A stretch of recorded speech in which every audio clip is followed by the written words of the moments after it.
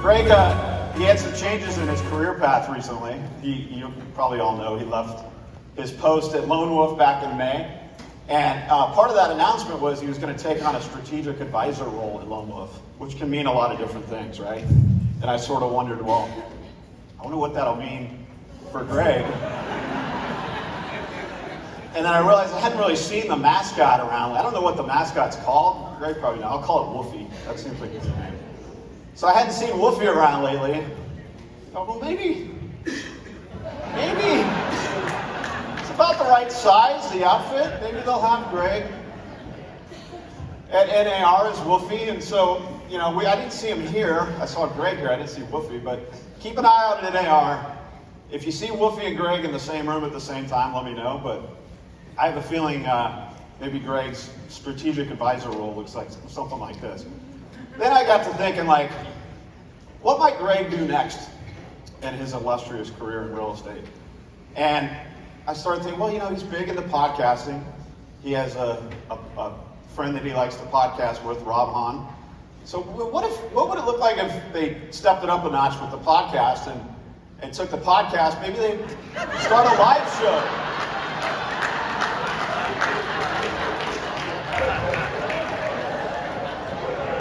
I'd go see that, right? Some tigers in the mix, right? Maybe every bad prediction, you add another tiger. Be a lot of tigers there, right? But maybe live shows aren't Greg's thing. Maybe TV is Greg's thing, right? You might wonder, what does Greg have in common with a weather forecaster? Well, he has a lot in common with a weather forecaster. Just like weather forecasters, he rarely makes an accurate forecast during his podcast.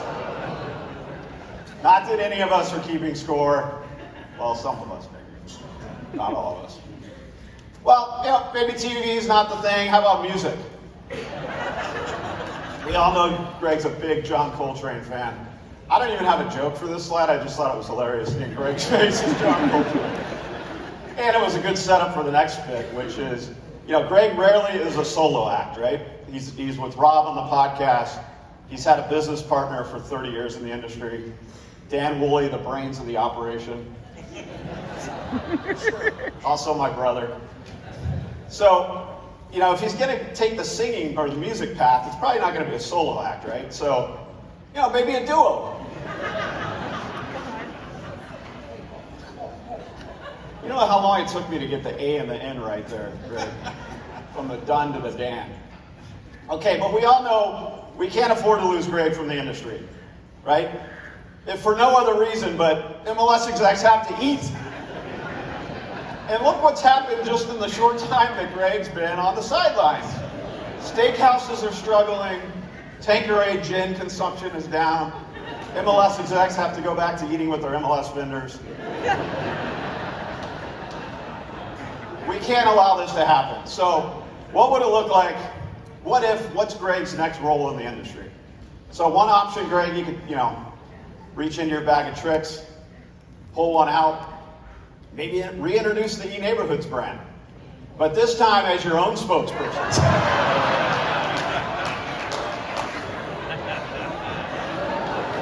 You're working out. Man, looking good. Still the most epic advertising campaign in the history of our industry. Or maybe it's time to take a crack at MLS leadership. You haven't been on that side of the industry yet. Maybe King Arthur's got room for a jester on his court. Someone please tell me Art's laughing.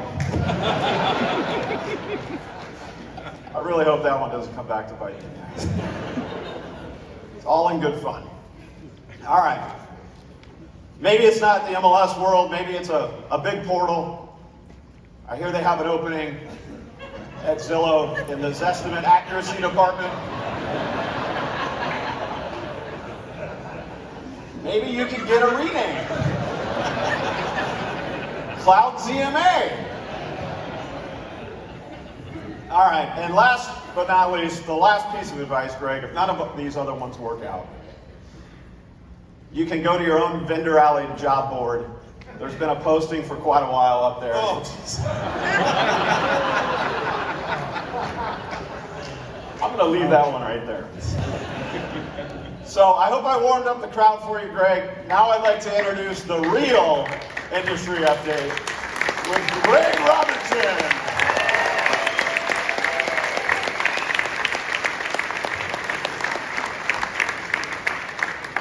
Andy Woolley, everybody. Holy crap. We're going to take this on the road, baby. Big crowd this time. Jiminy Christmas. Hello, my name is Greg Robertson. I always like to start off with a little bit of a disclaimer. And that disclaimer is always, I love everybody here, okay? From you could be a vendor to a staff member to an adult exec, all the companies, the founders, I love everybody. These are just jokes, right?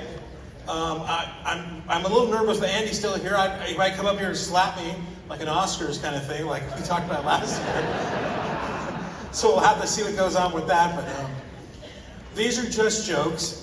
One of the things I've been hearing during this trip in the lobby bar conversation is like, "Oh, Greg, you're just like an unpaid blogger now. You don't work for anybody. These are really going to be the real Greg zingers this time." I don't know if I can ever live up to that expectation, so I'm just going to dial that down a bit. But once again, I want to really thank Danae for inviting me here. I enjoy doing this on some level. It caused me a bit of an anxiety as well. But are we ready? All right, here we go. Oh, good Lord. Hola, everybody. Welcome to another edition of Industry Update. I'm your host, Greg Robertson, and let's talk today about the top stories in organized real estate. This past weekend, a group of student archaeologists in Egypt unearthed what appears to be the first MLS system. The site showed a sophisticated record of people documenting early real estate data such as number of chambers, location, and ceiling height. Even more amazing, property details were recorded on MLS stone tablets, the precursor to MLS books. The above image appears to be one of the very first listing detail pages. There was even evidence of vendors selling faster listing input tools by offering lighter mallets and sharper chisels. Can you believe it? Unfortunately, things didn't go well for the planet's first MLS. The MLS decided to convert to the Roman numeral system, and the members revolted and killed everybody. More things change and more they stay the same, right? Well, the former president is at it again. In an effort to re-enter real estate, he has launched a new company, Trump Appraisals. If an agent is trying to get the seller's house appraised for full offer value, the former president promises the same algorithms he's used on his personal assets to get you to the right price. The former president plans to launch the service in January if things go well in court. I tried to think of a Biden one, I didn't have that time. Sorry, guys.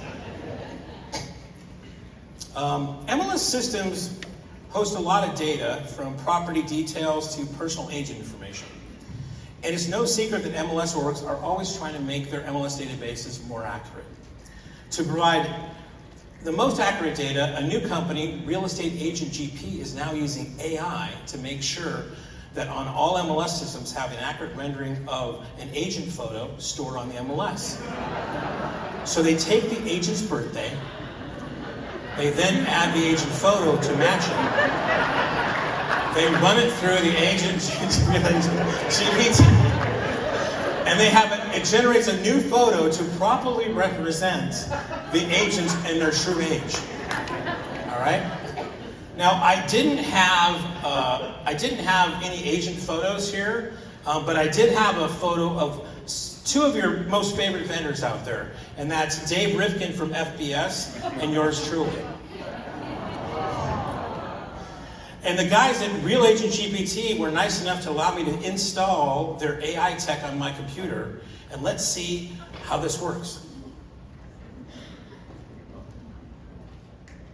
Oh my God, it works! Is that incredible or what?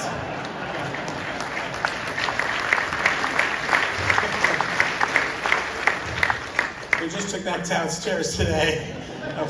That's from high school, maybe, I think? I'm not sure Dave was here, he could tell me when it was, but yeah, long time.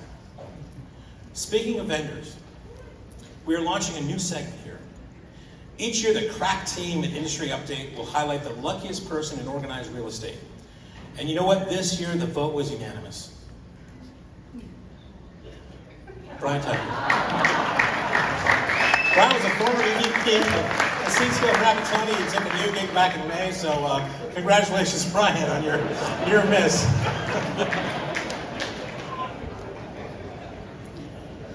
Whew. Okay. Just a little sip here. We're getting into something.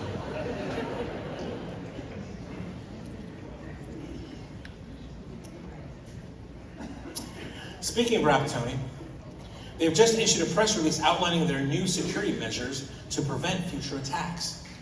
Going forward, they are updating the keypads to server rooms to a 4-number entry system. So instead of the current default 007, they are now set to 6969.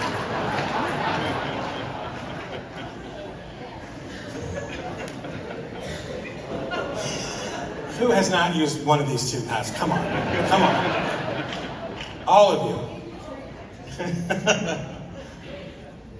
Rumor has it is they already picked the person to replace NAR CEO Bob Goldberg when he retires. And it's none other than Sherry Chris. Sherry has already announced she's making one big change to the Realtor logo, and I'm here for it. It's a Barbie world now, isn't it? Right? In an effort to prepare MLS staff for because of the recent events, CMLS has started a new program, CMLX 10, a complete self-defense program designed with MLS executives in mind. Classes start this January.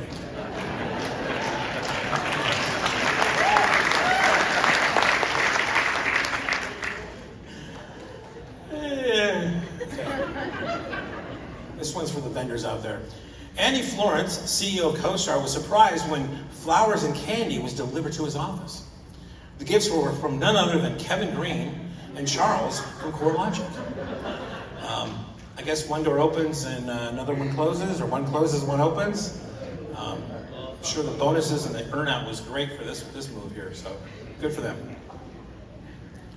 In another stunning announcement, Glenn Kelman, CEO of Redfin, just days after now announcing that his company is leaving NAR, has now announced that his company is also leaving the internet. In a press release, Glenn stated, "There's just too much sex and violence on the internet, and therefore Redfin is no longer going to have a web presence." All right, good luck with that, Glenn. Let's see how that works out for you. It's a scratcher there. In a recent press release sent out to Weekend Update, said that the Nome, Alaska MLS and the Key West MLS have entered into a data sharing agreement. You guys are crazy with this stuff right now. It's unbelievable. Climate change has forced MLS organizations to look at home ownership and migration differently. Just stop, really, just stop. Okay? All right. This one may get me here. Oh, the broker public portal's next iteration is taking longer than expected. So the recent news of the BPP changing their name has taken everybody by surprise. The new name is simply the initials VPP. There was no clarification on what the new initials stood for, but some industry insiders have given their take on what these letters mean. So the first guess is Victor's Pet Project. And the second guess is Victor's Pension Plan. I love you. He doesn't need the money. Come on. All right.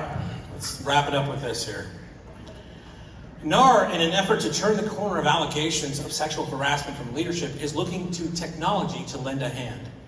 News is that NAR has engaged SentryLock to create a new kind of chastity belt. The device has been commissioned to work with both standard and Western style belt. Thank you.